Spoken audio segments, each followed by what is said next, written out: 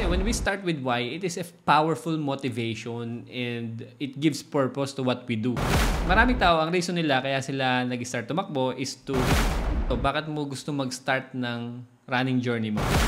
Ang talagang deep why ko is okay, umpisahan natin, no? Start with why. Ano ba yung why mo? Bakit mo gusto mag-start ng running at maging active lifestyle? Or bakit mo gusto mag-start mag-exercise? Maraming tao, ang reason nila kaya sila nag-start tumakbo is to improve their physical health. Siyempre, maganda talaga ang running na exercise So, mag-improve talaga yung sarili natin, yung katawan natin. Kadalasan, naririnig ko, no, after magpa-check up or magpa-blood chem, nakita nila na mataas yung cholesterol or high blood sila. Tapos, kailangan magpapayat. Ayan, yan yung mga tao talaga na ina-advise ng doktor na mag-exercise. At syempre, isa sa pinakamagandang exercise ay running. Marami na dahilan kaya sila tumatakbo is for mental health and to relieve stress. Diba? Pampatanggal stress nila ang running. Maganda kasi kapag tumatakbo tayo, merong runner's high, nagpo-produce ng dopamine or yung happy hormones ang katawan natin. Kaya talaga nakaka-reduce ng stress. Marami din, yun nga, sabi ko kanina, nagwe-weight loss. Diba? Gustong mabawasan ng timbang, gustong pumayat, gustong ma-maintain ang healthy na weight. Kasi naman, ang running, it burns a lot of calories. Other people naman, no, gusto lang ng challenge. Gusto nilang ma-challenge yung sarili nila kasi karamihan sa atin ng mga achievers, no, gusto rin naman na merong bago na ma-achieve na mas mahirap na before hindi nila kaya, 'di ba? To get out of their comfort zone. So, ang reason nila is to challenge themselves. Gusto din talaga makakuha ng sense of accomplishment kasi pag natapos mo 5K, imagine mo before hindi ka naman nakakatakbo, 'di ba? Pero nakatakbo ka bigla ng 5 kilometers, nag-training ka and then kaya mo na tumakbo ng 5 kilometers sa mga fun run.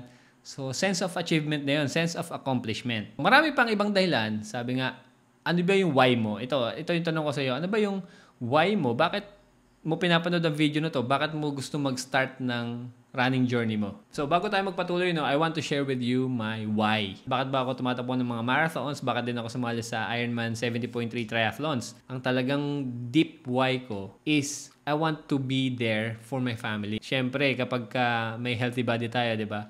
We can provide, we can be successful, we can advance in our careers kapag meron kang healthy body and healthy mind. I take care of my body because it's the way of taking care of my family. Hanggang sa tumanda, kung magkakaapo, kalaro mo yung apo mo. Alam mo yun, yung parang be there, be present, hindi yung alagain, hindi yung ikaw yung may sakit na, di ba? Sino ba naman sa atin na gusto na maging pabigat sa pamilya? So, I want to take care of myself because I want to be there for my family. Or every time na talagang parang tinatamad tumakbo or mag-exercise, inisip ko yun, na this is for my health and my health is for my family. Bilang isang Christian, I believe that God has given me the gift of life. And with that gift comes with a great responsibility to be a good steward sa body na binigay niya sa akin. I believe kasi that this body is a blessing and this is a gift from God. So I'll take care of it by running, by being active. I believe that taking care of my body is a way of honoring Him. In short, this is an act of worship for me. Sa 1 Corinthians 10:31, whatever you do, do it all for the glory of God. So yun talaga yun Kahit anong gawin natin, lalo na yung pag-aalaga ng sarili natin, this is for the glory of God. So yun nga, kaya ako tumatakbo is to glorify God and I want to continue to provide for my family and keep supporting them and to share experiences with the people I love. Yun talaga yung napakalalim na why. So why am I sharing this? Hopefully may mga nakarelate sa inyo. No? Share ko sa inyo itong aking why. Kasi when we start with why, it is a powerful motivation and it gives purpose to what we do. Diba? Sabi nga ni Simon Sinek we have to start with why. Hindi lang sa business, no? Kundi sa lahat ng ginagawa natin. Kaya sa running din, bago tayo magpunta sa how, let's start with why. So kaya naman, I want you to write in the comment section below, ano ba yung why mo? Bakit mo gustong tumakbo? It is very important kasi kapag nahirapan na tayo, paano na? What will happen? I-stop ka na ba? Mag-quit ka na ba? Pero kapag meron tayong why na babalikan, we will have this emotional connection sa ginagawa natin.